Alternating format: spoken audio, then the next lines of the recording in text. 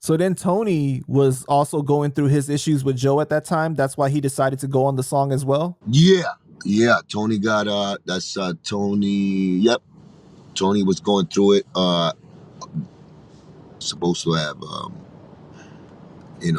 but I'm gonna tell you the story one day of what I think, because I'm a very like I see things ahead, and even when I'm not there, I can make an assessment to really make sense of it, because I know how things work with the inside. Just like in Tony's case, this is Tony's case. I'm gonna give it to you now. This is what I always thought in my theory was of Tony's whole shit, and this is things that I know, right? How Joe does business. Joe does business at that time. Joe was on some, let me use the labels because this is where the money's at. Now, you could see Tony had 10 deals, 10 different deals with different labels. Why do you think Tony had 10 deals? The advances. Well, not just the advances, because I'm sure Tony didn't get the right money for his 10. Who's brokering Tony's deals? Joe. Okay, so Joe is the one that's the middleman again.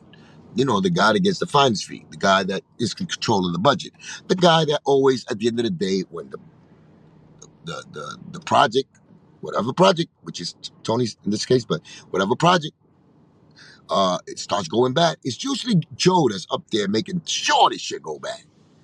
Like mine's,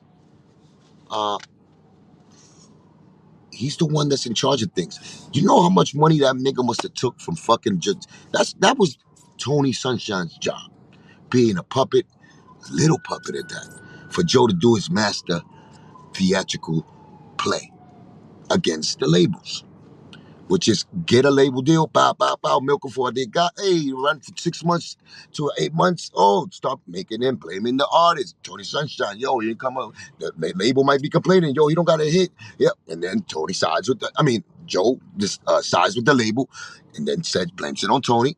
They give him his releases. Go to the next one, and the next one, and the next one. That's how he was breaking bread. Yeah, because when he did his remember, interview. let's not forget that he gets his team of producers, jerks them all. I mean, they jerks them. They play along. Yo, I'm gonna charge you $100,000 for the beat. You know what I'm saying? Get back Joe like fucking 40,000. They keep 60. Who's responsible for this? Like the mob. Take the item from the front and they walk them out through the back. That's what they did to the labels. You know what I'm saying? I know that trick, but y'all don't know that. But that's what he was doing. That's why niggas be having like 10 deals. I just don't know how the fuck them niggas give them 10 deals. Because when he did his interview with Vlad, he said that at that time of the interview, they had 7 deals and he delivered an album every single time. Because he didn't know what he was getting used for. He was stupid to not know that. Because after 7, after the first one, I already got it.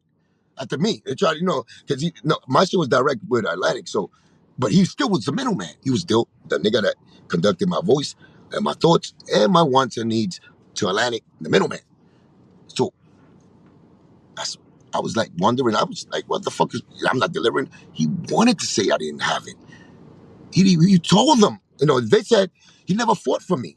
You know what I'm saying? To be like, yo, we got a hit, we got this, we got that, we got Hey Mama, we got songs, we got a lot of songs that he wasn't fighting for me because it was in his best interest to just do what he does. So, you know what I'm saying? Act like one way and then later on takes the side.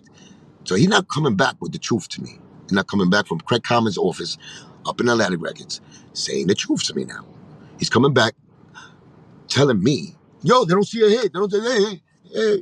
You know what I'm saying? Just confusion, and it's not sureness, and he's doing with the jelly bean shit. I don't know why the check's not coming to me. That's what he's doing to me.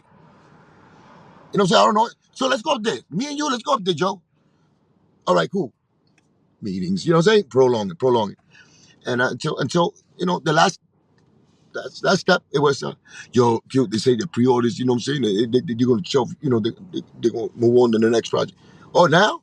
That's what my manager comes back and tells me, instead of giving me warning, and maybe we could step it up together and help so we don't have to be in that situation. Because I thought Craig Hammond was loving the music because every time other reps come and they love my shit. But now my manager, so, that's what happens when you put the wrong person to handle the pipelines, to be the middleman in certain situations. That's why it's so important. And when you get a manager, guys, remember this, guys. When you get a manager, young, artists coming up, Make sure you get the right person that represents you, that speaks for you, for your what your really needs and your wants are, and relate the right message to the guys who you're doing business with. If you choose to have a middleman for that, I suggest you be the middleman. You yourself got to go up there and learn your business and take initiative in learning what's going on, because it's very important. You don't want no mix-ups like that, and you see what happens when you do get mixed up like that. But anyway, the case of Tony Sunshine, that's the reason why he got 10 deals. And then you got Armageddon. I don't know how many deals he got. He was caking this. This is the new the new fucking con. This is like boosting shit in the stores. Like, you know what I'm saying? This is like you finding a credit card with a nigga that makes up credit cards. And y'all go to the store and you use a credit card, and that's not your credit card, but you walking out fucking product, and you're selling it in the corner for less. The same thing. Same thing. That's what he was doing but he involved everybody. So now, those that were with him, like the team of niggas that was eating with him, they love him. Even if it's wrong, they all fucking criminals with him. They already know that we gotta stand by Joe with this one, even if it's my case. Now we gotta stand by Joe. That nigga put us to eat. You know, that's how niggas do. You know what I'm saying?